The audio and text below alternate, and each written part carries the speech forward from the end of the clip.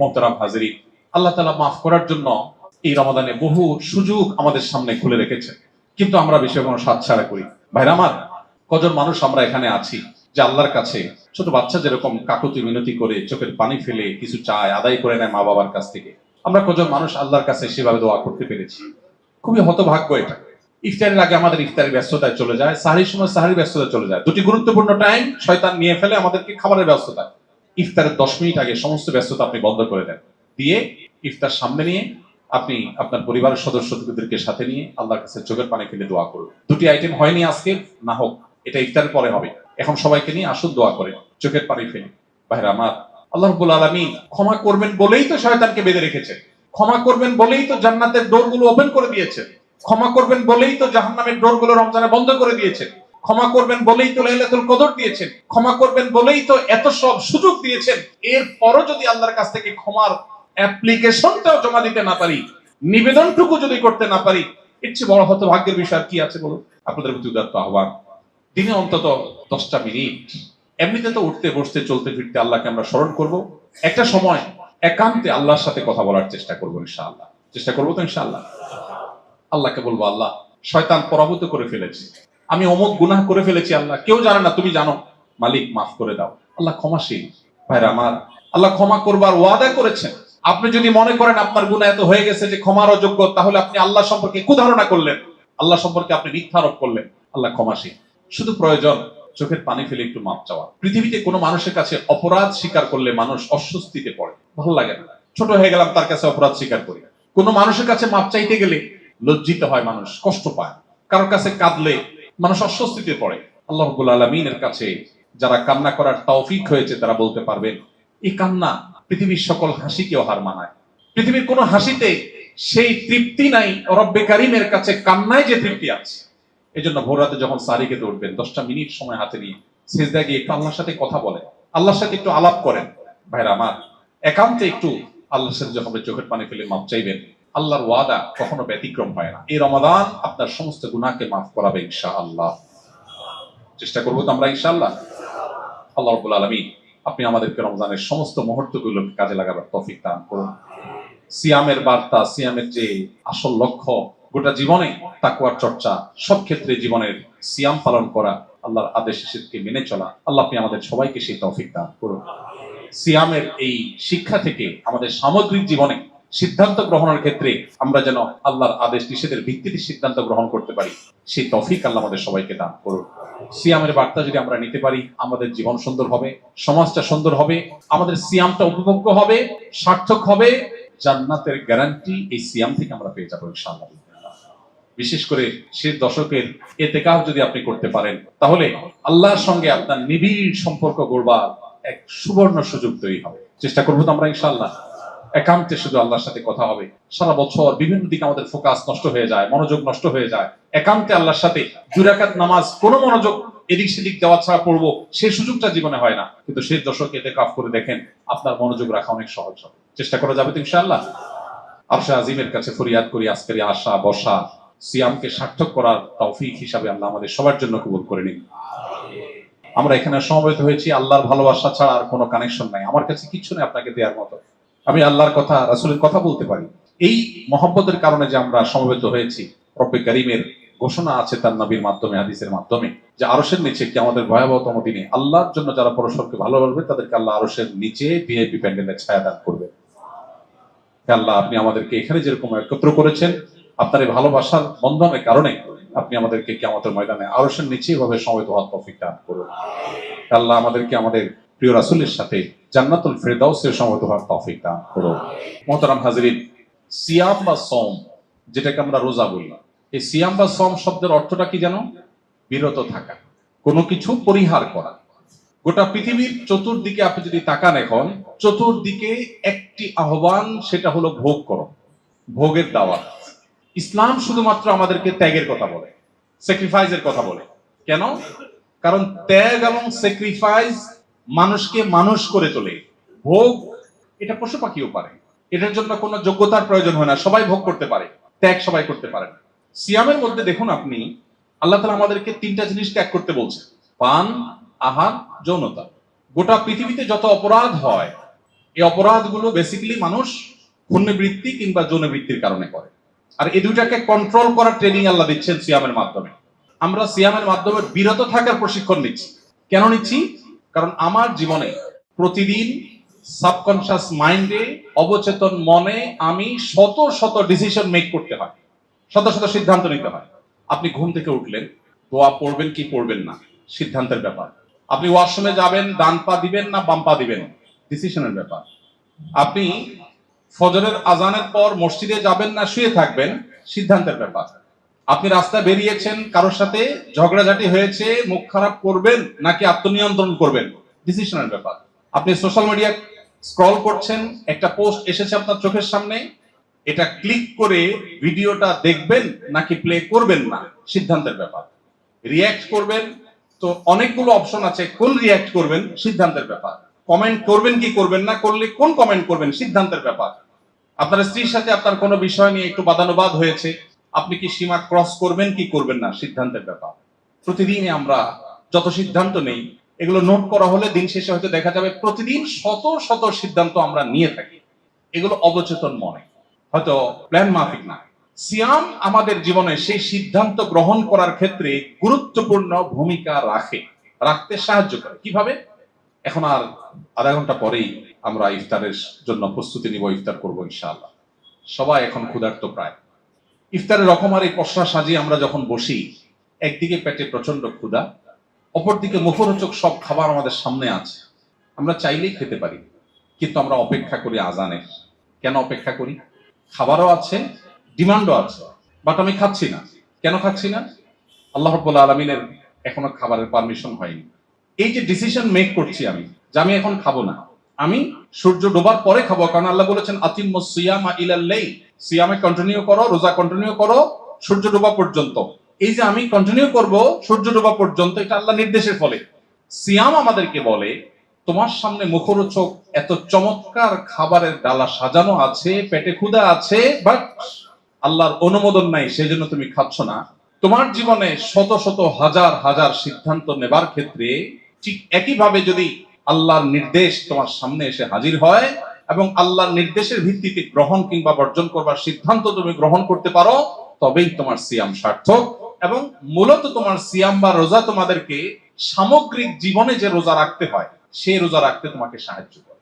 কারণ রোজা যদি তাকে তার সামগ্রিক জীবনের সিদ্ধান্তকে নিয়ন্ত্রণ করতে শিখায়, ইফতার এর ওয়াক্ত হওয়ার আগ পর্যন্ত যেরকম সংযমী থাকেন তিনি, আমার সামনে ঘুষ নেওয়ার সুযোগ আছে, এদিকে আমার টাকার দরকারও আছে, কিন্তু আল্লাহর অনুমোদন নাই, আমি বিরত থাকলাম।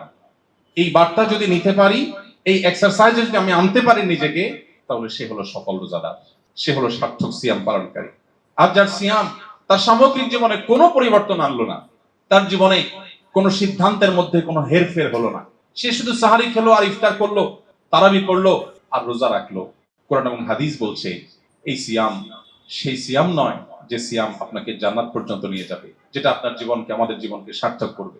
রব্বে করিম আমাদেরকে সিয়ামের সে মর্মকে অক্ষরে অক্ষরে উপলব্ধি করে শুধু এই 12 বা 14 ঘন্টার রোজা নয়, সামগ্রিক জীবনটাকে আল্লাহ তাআলা রোজায় পরিণত করার তৌফিক দান করুন। মোহতারাম হাজরিন, বিষয়টিকে সহজে বোঝার জন্য ভারতীয় উপমহাদেশের অন্যতম একজন বড় মনীষী ছিলেন সৈয়দ আবুল হাসান আলী আন-নাদবী রাহিমাহুল্লাহ। তিনি অত্যন্ত চমৎকার একটি উপমা দিয়েছেন। তিনি বলেছেন, রমজানের রোজা এটা একটা রোজা, আমাদের জীবনে রোজার আরেকটা পার্ট আছে, আরেকটা অপশন আছে, আরেকটা রোজার আরেকটা ভার্সন আছে। কি সেটা? তিনি বলেছেন যে রমজানের রোজা 12 বা 14 বা 16 ঘন্টা ব্যাপী রোজা, আমাদের জীবনে আরেকটা রোজা আছে, যে রোজাটা হলো সমগ্র জীবন ব্যাপী। রমজানের রোজা হয় সুবহে সাদিক হলে, ভোর শুরু হলে, জীবনের সেই রোজা শুরু হয় মানুষ প্রাপ্ত বয়স্ক হলে। রমজানের রোজা শেষ হয়, পরিসমাপ্ত হয় সূর্য ডুবার মধ্য দিয়ে, আর জীবনের রোজার পরিসমাপ্তি ঘটে জীবনের সূর্য ডুবার মধ্য দিয়ে। রমজানের রোজায় কিছু জিনিস আমাদের জন্য নিষিদ্ধ, সামগ্রিক জীবনের রোজায়ও আমাদের জন্য কিছু জিনিস নিষিদ্ধ। রমজানের রোজায় যদি কেউ অনিচ্ছাকৃতভাবে কিছু খেয়ে ফেলে, না জেনে খেয়ে ফেলে, আল্লাহর পক্ষ থেকে মাফ হয়। জীবনের রোজায় যদি কারোর ইচ্ছার বাইরে কিছু ঘটে যায়, সেটাও আল্লাহ মাফ করে। রমজানের রোজা ভেঙে ফেললে তার কাজা আদায় করতে হয়, জীবনের রোজা ভেঙে ফেললে তওবার মাধ্যমে সেটা রিকভার করতে হয়। পার্থক্য এতটুকু রমজানের রোজা একবার যদি ভেঙে যায়, হুবহু এই রোজাটা আরেকবার রাখার সুযোগ জীবনে আর কখনো হয় না। তবে কাজা করা যায়। আর জীবনের রোজা যদি কেউ ভেঙে ফেলে আর এই অবস্থায় তার মৃত্যু হয়, তো এটাকে আর রিকভার করার কোনো সুযোগ থাকে না। মোহতারাম হাজরিন, রমাদানের এই সামগ্রিক আয়োজন, এর পেছনের যে আধ্যাত্মিক, রুহানি, স্পিরিচুয়াল যে বিশাল বড় প্ল্যান, বিশাল বড় দিক আছে, আমরা বেশিরভাগ মানুষ শুধুই কিছু গতানুগতিক কর্মকাণ্ড, রিচুয়ালের মধ্য দিয়ে রমাদানকে পার করি। সে অন্তর্নিহিত দিকটাকে আমরা সেভাবে উপলব্ধি করতে পারি না। সিয়াম যেন শুধু আমাদেরকে পানাহার যৌনতা থেকে একটা লিমিটেড সময় যেন শুধু বিরত না রাখে, বরং আমাদের সামগ্রিক জীবনে যেন আমরা পরিপূর্ণ অর্থে সেই জীবনের যে সিয়াম, জীবনের যে রোজা, সেটা রাখার তৌফিক দান করুন। প্রিয় ভাইরা আমার, রোজা রাখার ফলে ইফতারের একটা আনন্দ আছে না? কি আনন্দ বলুন তো? ইফতারের যে আনন্দ, কিসের জন্য আনন্দ? কিছু খাবার সামনে আছে, আমরা খাবার খাবো, এই তো। তো সারা বছর আমরা খাবার খাই না? আরবিতে ইফতার, বাংলার অর্থ হলো কি? নাস্তা। সারা বছর আমরা কি করি? রাতভর না খেয়ে থেকে সকালে নাস্তা করি। আর রমজান মাসে রোজা রেখে আমরা কি করি? দিনভর না খেয়ে থেকে সন্ধ্যা নাস্তা করি। তাহলে জিনিস সেটাই, যেটা 11 মাস করি। নামও সেটা, জিনিসও সেটা। কিন্তু আপনি কি লক্ষ্য করে দেখেছেন আপনার জীবনের কোন একটি নাস্তা রমজানের একটি ইফতারের আনন্দের ধারে কাছেও নাই? আমরা কি লক্ষ্য করেছি? নবীজি সাল্লাল্লাহু আলাইহি ওয়াসাল্লাম বলেছেন, লিসাইমি ফারহাতান, ফারহাতুন ইনদা ফিতরি ওয়া ফারহাতুন ইনদা লিকাই রাব্বিহ। রোজাদার ব্যক্তির জন্য আল্লাহর তরফ থেকে দুটি আনন্দের বরাদ্দ আছে। একটি আনন্দ নগদ, আরেকটা বাকি। নগদ আনন্দটা হলো বান্দা যখন ইফতার করে অথবা যখন ঈদ উদযাপন করে, সেটাও এক প্রকারের ইফতার। 30 দিনের রোজা ভঙ্গ হয় ঈদের মাধ্যমে। ইফতারের সময় যে আনন্দ, আল্লাহ বলছেন এটা আল্লাহর প্রদত্ত আনন্দ। পৃথিবীর অন্য কোন নাস্তা, যেখানে হয়তো 100 আইটেমের বুফে আপনি নাস্তা করতে পারেন, কিন্তু মাত্র একটু ছোলা মুড়ি, একটু খেজুর আর শরবত নিয়ে বসে ইফতার করার মুহূর্তের যে আনন্দ, আল্লাহর শপথ করে বলছি, এই আনন্দের সাথে ওই আনন্দ আপনি তুলনা করলে আপনি কখনো মেলাতে পারবেন না যে এর সাথে এটা কোনোভাবে তুলনাযোগ্য। ঠিক না ঠিক? আমরা প্রতিদিনই আনন্দটা উপভোগ করি না? এটা আল্লাহ প্রদত্ত আনন্দের আইটেম, উপকরণ এর চেয়ে বহুগুণ বেশি থাকার পরও আপনার আনন্দ এই লেভেলে পৌঁছাবে না ইফতার তাকে যে আনন্দটা দেয়। সারা জীবন না খেয়ে থাকা মানুষ খাবার দেখলে এত খুশি হয় কিনা জানি না। আমরা সামান্য একটু 12 ঘন্টা 14 ঘন্টা রোজা রাখার পর ইফতার নিয়ে বসে যখন অপেক্ষা করি, তখন যে আনন্দ হয়, এবং এই যে আমরা খাবারের চাহিদা আছে, খাবার আছে, খাচ্ছি না, বসে থাকছি, এই যে একটা টানাপোড়েন, এই যে একটা আত্মনিয়ন্ত্রণ, এই যে একটা সংযমের ট্রেনিং এবং প্রশিক্ষণ, এটার মধ্যে যে অবর্ণনীয় একটা প্রেম, একটা ভালোবাসা আল্লাহর সাথে, আল্লাহ নির্দেশকে সর্বোচ্চ সম্মান দেওয়ার, এর মধ্যে যে একটা উপভোগ্য দৃশ্যের অবতারণা মনোজগতে হয়, এটাকে পৃথিবীর কোনো কিছুর সাথে তুলনা করা যাবে না। সাইয়্যিদ আবুল হাসান নবী রাহমাতুল্লাহি আলাইহি রমজানের রোজা, এটা থেকে সামগ্রিক জীবনের রোজা তুলনা করতে গিয়ে তিনি আরেকটি উদাহরণ দিয়েছেন, অত্যন্ত চমৎকার। তিনি বলেছেন, আমাদের বাসা বাড়িতে যখন আমরা রোজা রাখি, রোজা রেখে আনন্দ পাই, তখন আমাদের বাচ্চারা উৎসাহিত হয়, আমিও রোজা রাখবো। ঠিক না বেঠিক? অন্য অনেক কাজ করতে না চাইলেও বাচ্চারা রোজাটা রাখতে চায়। দেখুন তো, রোজা রাখা মানে তো কষ্ট, কিন্তু বাচ্চা রাখতে চায়, কারণ সেও জানে যে আব্বু আম্মু ইফতারের সময়, দাদা দাদু, বড় ভাই বোন, আপু ভাইয়া, তারা ইফতারের সময় যে আনন্দটা পাচ্ছে, এই আনন্দটা আমারও দরকার। বাচ্চা রোজা রাখতে চায়। এখন কোন ফ্যামিলিতে ধরুন আপনার 2টা ছেলে, একটা বড় একটা ছোট, রোজা রাখছে। রোজা রাখার পর 10টা 11টার দিকে, 12টার দিকে ক্ষুধার চাপ বেশি, জীবনের প্রথম রোজা। এর মধ্যে কোনো একটা বাচ্চা হয়তো খুব বেশি অসংযমী, অসহনশীল, একটু ধৈর্য কম, সে বায়না ধরলো, না আমি রোজা কন্টিনিউ করবো না, আমার ক্ষুধা লাগছে, আমি আর পারতেছি না। বাবা মা হয়তো একটু বোঝানোর চেষ্টা করেন, বাবা রাখো, একটু কষ্ট করো, দেখে যে আউট অফ কন্ট্রোল, তারপর তো রোজা ফরজ না, তখন বলে ঠিক আছে, খাবে, তাকে খাবার দিয়ে দেয়। অপর ছেলেটা, তারও ক্ষুধা লাগছে, কষ্ট হচ্ছে, কিন্তু সে কষ্ট করে রোজাটাকে কন্টিনিউ করে সূর্য ডোবা পর্যন্ত। এই দুইটা সিনারিও যদি আপনি চোখের সামনে রাখেন, তাহলে আপনি দেখবেন পরিণতি কার কি হয়। যে ছেলেটা 10টা বা 11টা বা 12টার সময় রোজা ভেঙে ফেলেছে, তার পরিণাম কি দাঁড়ায়? সে কি পায় খাবার হিসাবে? মুসলমানের ঘরে সকাল 10টা 11টা 12টার দিকে কি খাবার থাকে? বাসি খাবার থাকে।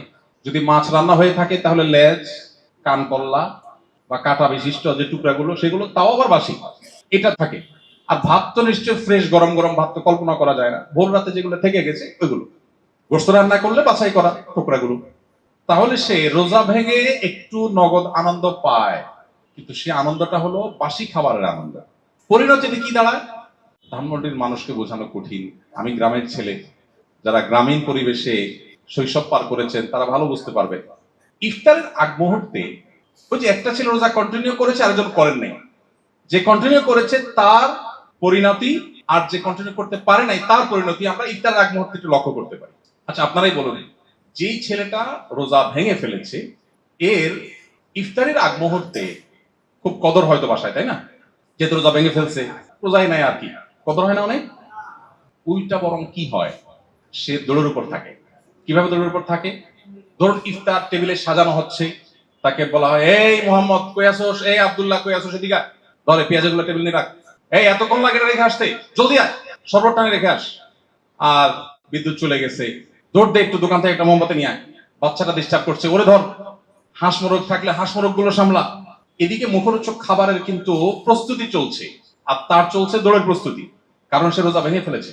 আর যে ছেলেটা রোজা কন্টিনিউ করেছে তার কষ্ট হয়েছে ঠিক, কিন্তু ইফতারের আগ মুহূর্তে সুবহানাল্লাহ, আমার প্রিয় বন্ধুবর, আমাদের মুফতি সাইফুল ইসলাম ভাইয়ের মতো এরকম জামাইয়ের মতো তাকে সাজায়া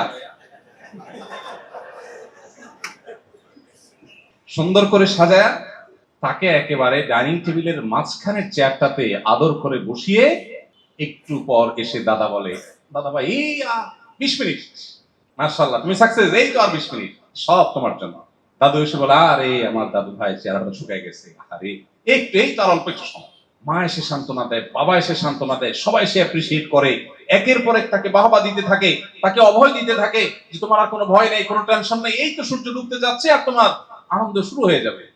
এদিকে মুয়াজ্জিন আজান হাঁকে, দাদা দাদু ভাইয়া আপু মা বাবা সবাই খেজুর নিয়ে দৌড়াদৌড়ি শুরু হয়, সবাই শরবত নিয়ে সিরিয়াল ধরে। কার জন্য? ওই রোজাদার ছেলেটার জন্য, যে বাবা তুমি খাও, কাঠটা নিবে, সবাই অপেক্ষমান থাকে। ইন দ্য মিন টাইম যে রোজা রাখে নাই, ভেঙে ফেলছিল, ও কিন্তু হাঁস মুরগ নিয়ে আছে। ওরে বরং এই টাইমে যদি আশপাশে গুড়গুড় করতে দেখে, তখন উল্টা ধমক দিয়ে বলা হয়, এই তোর এখানে কি, তোরা বলছি বাবুরে রাখতে, তোকে না বললাম ওই হাঁস মুরগ গুলো ধরতে, বাবু ডিস্টার্ব ওরে কোলে রাখ, বেচারা দৌড়ের উপর থাকে। এরপর এই জামাই আদরে ইফতার করা রোজাদার ছেলেটা কষ্ট করে সংযম করে যখন রোজাটা সম্পন্ন করে শেষ করে, তার খেয়ে দিয়ে শেষ করার পর যখন থাকে, ওই বাসি খেয়ে বাসি খাওয়ার লোভ সামলাতে না পেরে রোজা ভঙ্গকারী ছেলেটা এই বেলাতে এসেও সেই বাসি ইফতার খায়। এই সিনারিটা আমাদের বাসা বাড়িতে হয় না? ভাইরা মা, আল্লাহ রাব্বুল আলামিন জীবনের যে রোজা আমাদেরকে দিয়েছেন, এই জীবনের রোজা কিছু মানুষ ভেঙে ফেলেন, আর এটা জোড়া দেন না, লোভ সামলাতে পারেন না। লোভের কারণে এই রোজাগুলো যখন ভেঙে ফেলে, তারা দুনিয়াতে ভোগ করে, সেই ভোগটা হলো সেই বাসি খাবারের ভোগের মতো।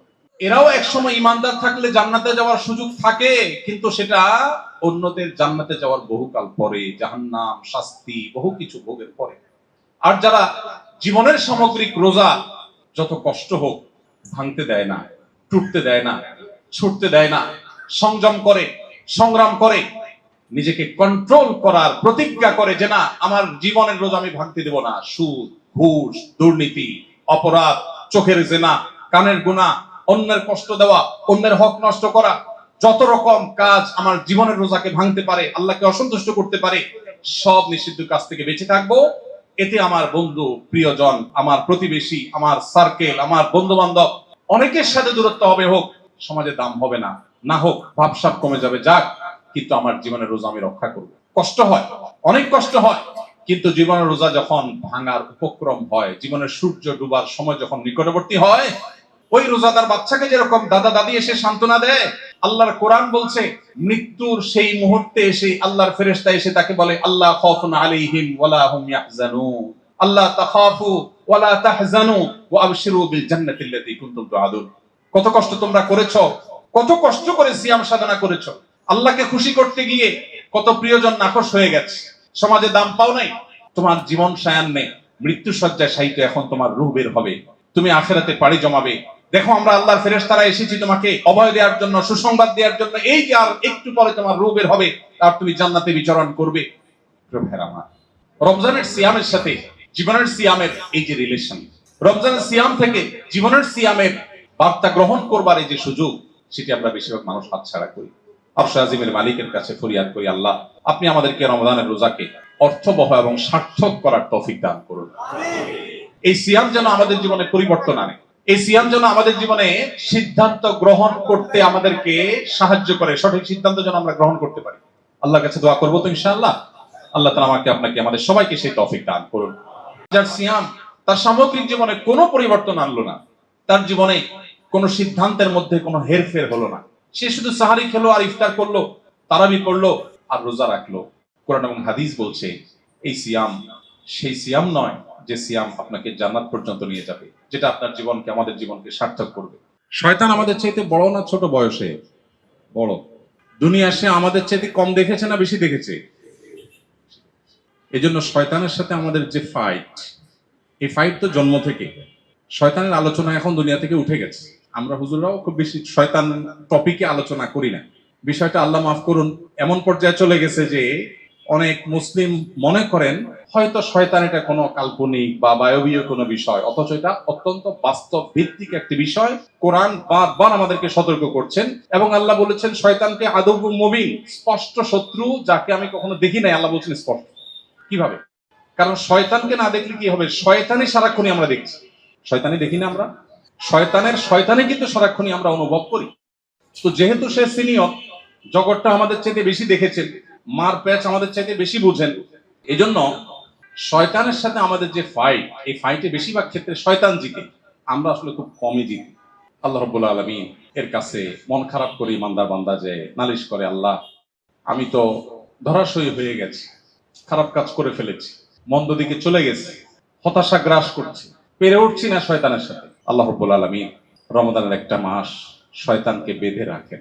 এই জন্য রবের পক্ষ থেকে রমজান উপলক্ষে এক সিগনাল, বান্দা এই সুযোগ শয়তানকে কুপকাত করে তোমার জিতে যাওয়ার।